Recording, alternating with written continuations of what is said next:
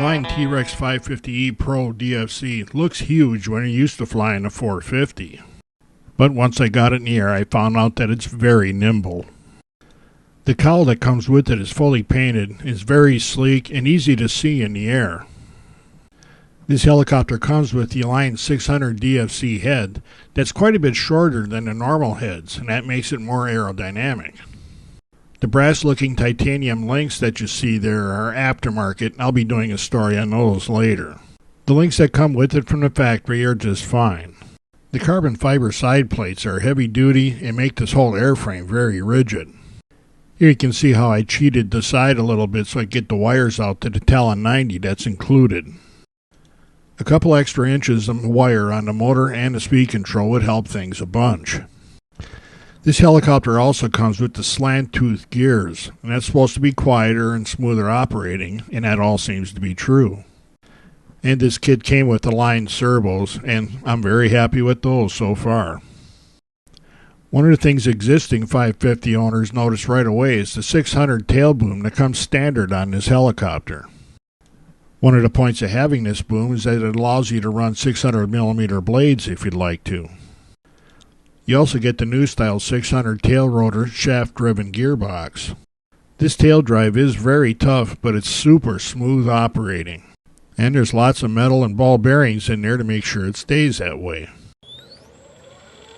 This video is shot on the third time we took this helicopter to the field. This is literally my 8th flight on this helicopter. Before this, all I've flown is my 450, and all I did with that was some half-pipe stuff.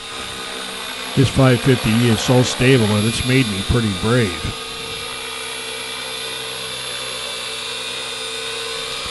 Even though it was a little breezy when we made this video, it wasn't hard for me to get the 550 to hover nice and even.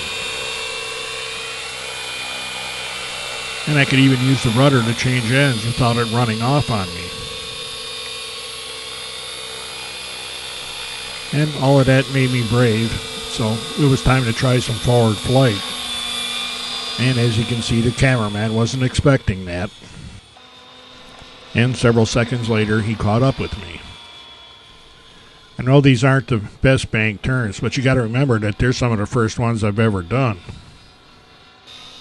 Every once in a while, I came back to the middle of the runway just to reassure myself that I couldn't land this thing. But this time I thought, let's go fast. And right around in here is where I was shocked at how fast this helicopter really is.